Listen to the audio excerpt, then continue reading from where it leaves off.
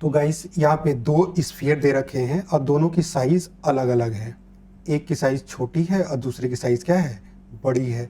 तो इनके साइज का रेशियो जो दे रखा है 1:3 है। इसका मतलब ये हुआ कि इनका रेडियस भी अलग होगा। अब जिसका वॉल्यूम ज़्यादा है उसका रेडियस ज़्यादा होगा।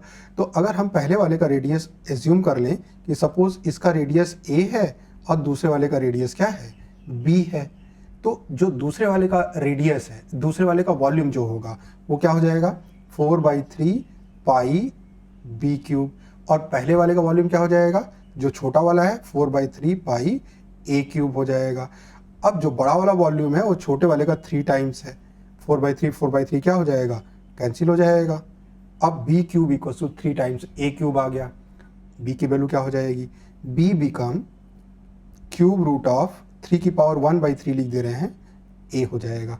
यहाँ से क्या पता चला कि b जो है बड़ा होगा a से, होना भी था, है ना। जो बड़ा स्फीयर है जिसका वॉल्यूम ज़्यादा है उसका रेडियस ज़्यादा होगा। अब मुद्दे पे आते हैं, हमें क्या डिसाइड करना है, हमें डिसाइड करना है कि चार्ज कहाँ से कहाँ फ्लो करेगा। फैक्ट क्या है, फैक्ट ये होता है कि charge, positive charge always flow from higher potential to lower potential, जबकि negative charge lower to higher flow करते हैं। यहाँ क्या अपने पास एक कौन सा चार्ज है, यहाँ पे हमें पॉजिटिव चार्ज दे रखा है 10 कूलम। तो हमने कहा कि अगर पॉजिटिव चार्ज दे रखा है तो जाहिर सी बात है उनका फ्लो हमेशा higher potential to lower potential होगा। अब ये कैसे कंफर्म करें किसका पोटेंशियल हायर है किसका लोअर है, तो भाई दोनों पोटेंशियल निकालना पड़ेगा। दोनों का पोटेंशियल निकाल लेंगे एक बार और फिर देख लेते हैं कि किसका पोटेंशियल ज़्यादा है। अगर मान लीजिए कि इस वाले स्फीयर का पोटेंशियल ज़्यादा हुआ और इसका कम हुआ तो चार्ज ऐसे फ्लो करेगा। मान लीजिए इसका पोटेंशियल ज़्यादा हुआ, इसका कम हुआ तो चार्ज ऐसे फ्लो करेगा। और ये भी हो सकता है कि दोनों के पोटेंशियल बराबर हो जाए तो चार्ज कहीं से कहीं भी नहीं फ्लो करेगा। सारा मुद्दा पोटेंशियल का है। अब पोटेंशियल निकालने का फॉर्मूला आपको पता होना चाहिए। Potential due to the charge distributed on the sphere, उसके सरफेस पे जो पोटेंशियल होता है V equals to K, that means 1/4 pi epsilon not charge whatever the distributed on the sphere spherical surface upon its radius KQ/R होता है। तो बताइए A का पोटेंशियल क्या हो जाएगा, A का पोटेंशियल हो जाएगा Q मतलब 10 कूलम है, यहाँ 10 कूलम रख देते हैं, बाई R की जगह पे A रख दिया।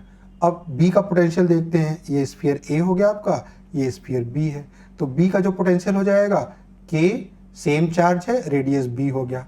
अब हम लोग देख रहे हैं कि जिसका डिनोमिनेटर, भाई न्यूमरेटर तो सेम है और न्यूमरेटर सेम है, तो डिनोमिनेटर जिसका बड़ा हुआ, डिनोमिनेटर जिसका बड़ा हुआ क्वांटिटी छोटी हो जाएगी क्योंकि इन्वर्स रेशियो है।